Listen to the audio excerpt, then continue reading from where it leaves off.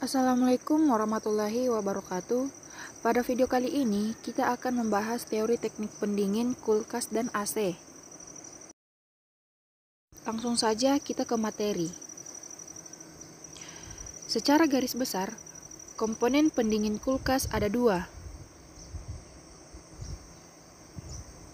Yang pertama, komponen penimpaan atau mekanik.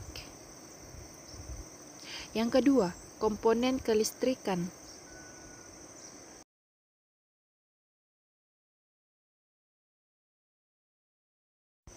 Diagram pemimpaan mekanik.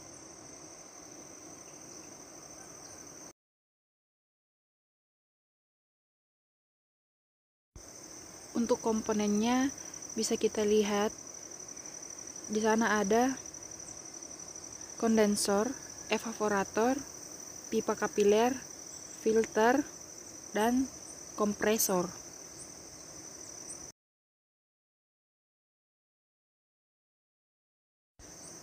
Kompresor fungsinya sebagai mesin penggerak freon atau refrigeran ke sistem dengan cara menghisap dan mendorong.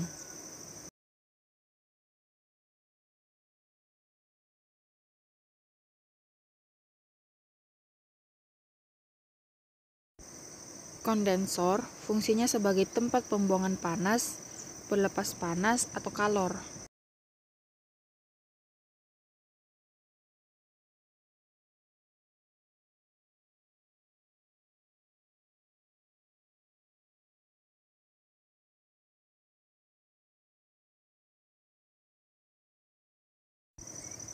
Filter atau derailleur fungsinya sebagai penyaring kotoran atau uap air.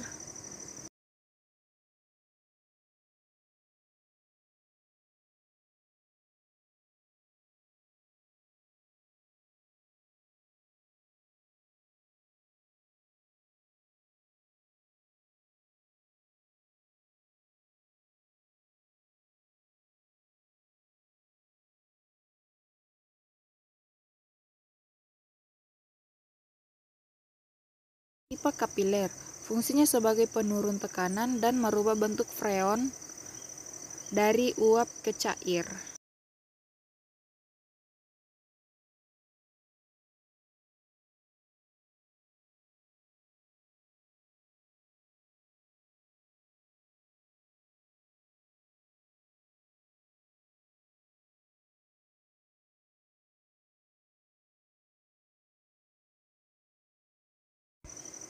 Evaporator fungsinya sebagai tempat penyerapan panas atau kalor.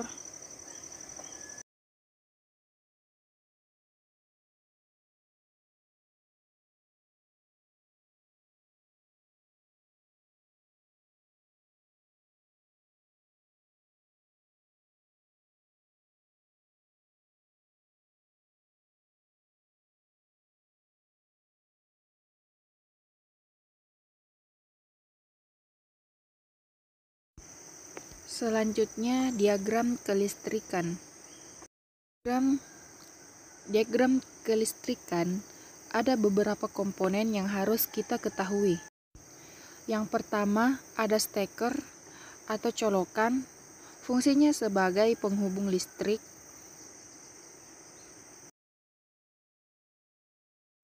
Yang kedua, ada termostat, fungsinya sebagai sensor suhu atau pengatur suhu. Di sini ada termostat, bisa juga sebagai saklar on-off-nya di dalam kulkas itu sendiri. Kemudian ada overload, fungsinya sebagai pengaman kompresor dari arus lebih. Apabila ada arus yang melewati arus nominal, maka overload akan bekerja aliran listrik, mengamankan kompresor agar tidak terbakar.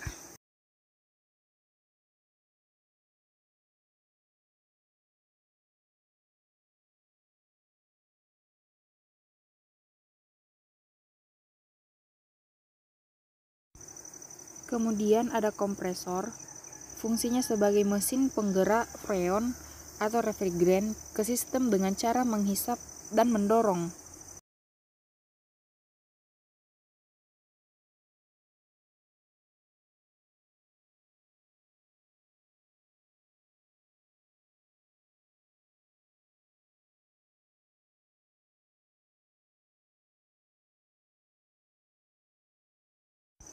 Kemudian ada kapasitor atau PTC, fungsinya membantu start awal memutar kompresor. Jadi, kompresor ini dapat berputar jika ada yang membantu, yaitu PTC atau bisa disebut kapasitor.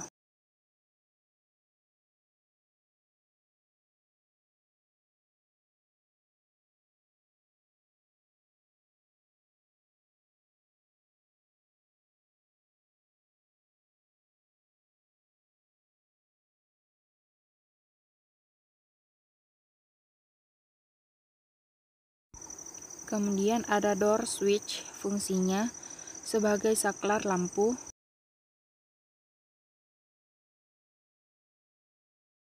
Kemudian ada lampu, fungsinya itu sebagai penerangan kulkas. Prinsip kerja mesin pendingin. Komponen kulkas. Nah, ini komponen baik mekanik maupun kelistrikan.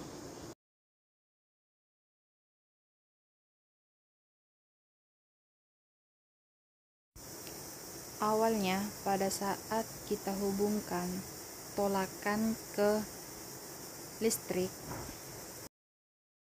maka ada listrik yang mengalir melalui penghantar dalam kulkas. Dalam kulkas ada pertambangan. Yang pertama menuju termosfer, yang kedua menuju saklar lampu. Kemudian pada saat termosfernya ini kita hidupkan, maka akan mudah listrik mengalir ke termostat. Dan bagian overload menuju ke kompresor untuk menghidupkan kompresor. Listrik mengalir dari overload menuju ke kompresor. Kemudian dalam kompresor ini terdapat dua gulungan. Yang pertama gulungan starter namanya, dan yang kedua ada gulungan running. Gulungan starter atau starting berfungsi membantu memutar awal kompresornya. Kemudian gulungan running bekerja pada saat kulkasnya menyala atau digunakan. Pada saat awal, listrik akan mengalir seperti ini. Kemudian kompresor akan menyala. Listrik tidak mengalir di bagian starting. Karena apa? Karena setelah dilewati arus, PTC ini akan menjadi panas. Hambatan menjadi besar sehingga listrik mengalir ke lilitan training. Dan kemudian listrik menuju ke sumber listrik lagi. Proses ini terjadi secara terus-menerus. Pada saat kelistrikan mengalir seperti ini, maka di bagian mekanik kemudian diproses, lalu kondensor akan mendorong freon menuju ke kondensor, kemudian masuk ke jaga dalam filter, kemudian menuju ke pipa kapiler, kemudian masuk ke evaporator. Dari evaporator diisap oleh kompresor, kemudian dari kompresor menuju ke kondensor. Siklus ini terjadi secara terus-menerus dan ini merupakan siklus mesin pendingin.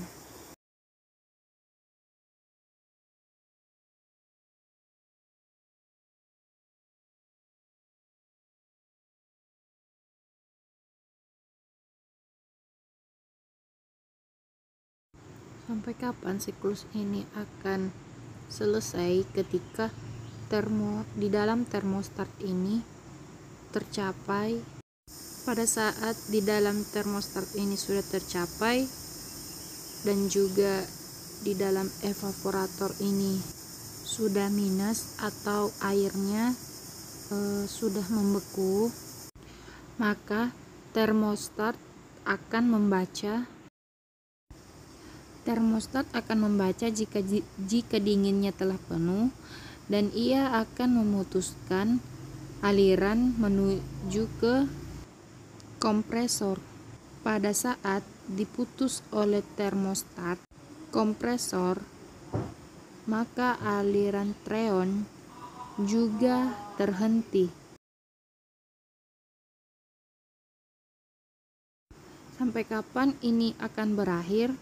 Ketika suhu di kabin telah hangat kembali atau suhunya telah naik lagi dan terbaca oleh termostat, maka termostat akan menghubungkan kembali listriknya menuju ke kompresor. Ketika kompresornya sudah hidup, listrik akan mengalir ke trainingnya saja. Kemudian proses freon akan kembali seperti semula. Penyerapan panas buang ke dalam kondensor. Evaporator menyerap panas kemudian dibuang lagi ke kondensor. Itu merupakan prinsip kerjanya, menyerap dan membuang panas. Diserapnya di dalam evaporator dan membuangnya di kondensor. Dibuang dan diserap sampai saat suhunya telah mencapai di pengaturan yang telah disetting di termostat. Freon akan mengambil panas, kemudian akan membuangnya di kondensor. Kemudian diserap lagi panasnya di sini melalui freon. Yang menggerakkan freon adalah kompresor. Jadi kompresor memiliki peranan penting. Tanpa kompresor, freon tidak akan menyerap dan membuang panas. Kerjanya sangat sederhana, hanya menyerap dan membuang panas melalui freon yang digerakkan oleh kompresor. Selanjutnya, analisa kerusakan komponen mekanik. Jadi, di dalam kulkas, di komponen mekanik tadi telah dibahas prinsip kerjanya, kemudian mendorongkan freon ke kondensor, kemudian masuk ke dalam filter, kemudian menuju ke pipa kapiler, kemudian masuk ke dalam evaporator, menyerap panas, kemudian panasnya akan diserap oleh kompresor dan dibuang menuju ke kondensor. Itu adalah mekanik kerja dari mesin pendingin. Jika ada kerusakan, mesin pendingin akan dingin jika ada freon yang bersirkulasi di sistem yang digerakkan oleh kompresor.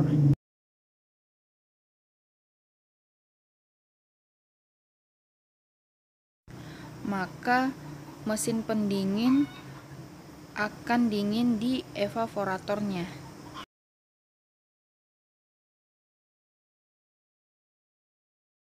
Kapan ia tidak dingin? Bila terjadi kebocoran, fluid akan keluar.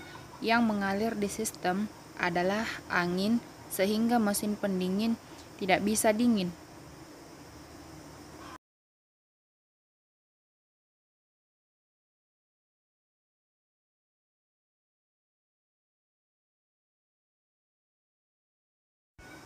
Yang kedua, terjadi buntu. Fluid akan bertahan dan proses sirkulasi fluid berhenti sehingga mesin pendingin tidak bisa dingin lagi.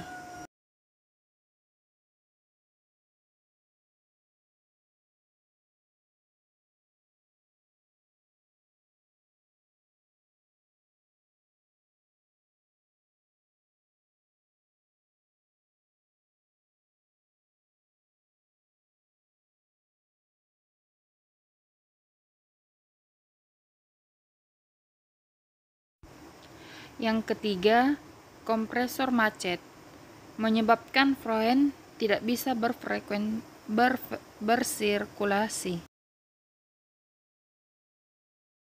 Jadi, apabila kompresornya macet, maka semua sirkulasi yang ada di sini tidak bisa berjalan. Dan juga mesin pendingin tidak akan dingin. Ini merupakan analisa kerusakan komponen mekanik. Selanjutnya, analisis kerusakan komponen kelistrikan. Kita juga harus memahami proses ketika listriknya dinyalakan.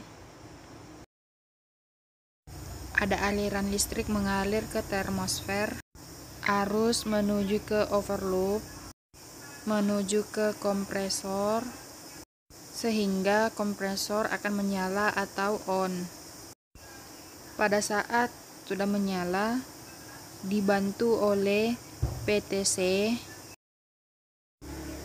karena listrik akan cenderung mengalir ke gulungan runningnya. Kemudian menuju ke sumber listrik. Ini adalah proses komponen kelistrikan. Prinsip kelistrikan yaitu menyalakan dan mematikan kompresor secara otomatis. Kompresor ini akan dinyalakan dan dimatikan secara otomatis.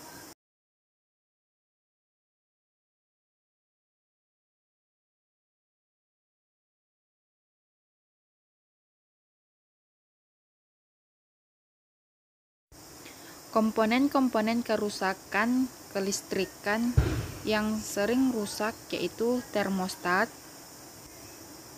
Termostat ini jika tanda-tanda kerusakan terputus sehingga aliran listrik yang menuju ke kompresor juga tidak akan nyala atau on.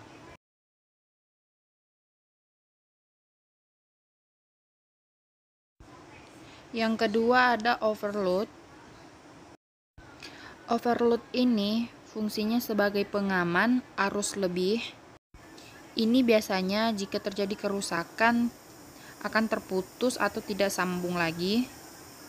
Jadi, listrik tidak akan sampai ke kompresor. Kemudian ada PTC atau kapasitor. Kita lihat PTC atau kapasitor posisinya ada di sini. Fungsinya yaitu bantu mutar awal kompresor. Apabila PTC atau kapasitornya rusak, maka arus yang lewat dari sini akan berat dan akan berat untuk memutar kompresor itu. Jadi apabila PTC-nya rusak, maka kompresornya tidak akan menyala, sehingga freon juga tidak terjadi, dan juga mesin pendingin tidak akan dingin. Kemudian yang keempat adalah kompresor. Kerusakan kompresor biasanya terbakar. Seumpama overloadnya sudah tidak bisa menahan lagi, maka kompresornya akan terbakar. Juga apabila dalam kompresor ini terdapat banyak kotoran, maka kompresor ini akan macet. Dan juga arus listrik yang tidak stabil itu juga dapat menyebabkan kompresor cepat rusak. Kemudian ada juga kabel yang paling utama, apabila itu mengalami kerusakan, terputus atau digigit tikus, yang bisa menyebabkan aliran tidak sampai ke kompresor, sehingga mengakibatkan mesin pendingin tidak dapat bekerja. Terima kasih telah menyaksikan video ini. Hanya itu pembahasan sedikit mengenai mesin pendingin. Kurang lebihnya mohon dimaafkan. Assalamualaikum warahmatullahi wabarakatuh.